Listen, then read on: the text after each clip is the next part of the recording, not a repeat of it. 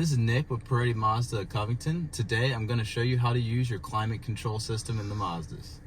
Okay, this is your on and off button for the climate control. When the light is on, it is on.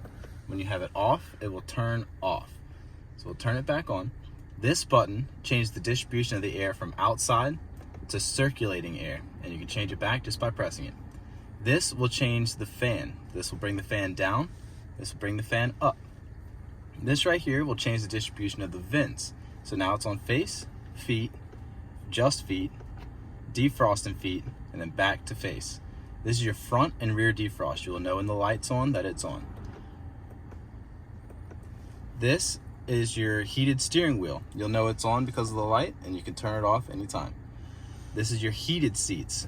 3 is for full, 2 is for medium, 1 is low. And same thing for the ventilated seats, which pulls air down through the seat. High, medium, and low. Same thing on these two. And this is how you engage the AC. With the button on, it'll blow cold air. With the button off, it'll blow outside air.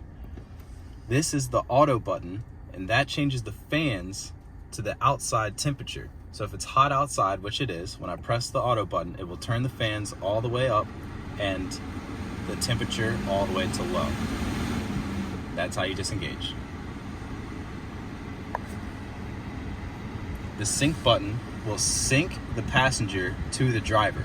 So if I press sync, it will automatically change this side to the same as this side. And when I turn this one up, it will also turn up the other side.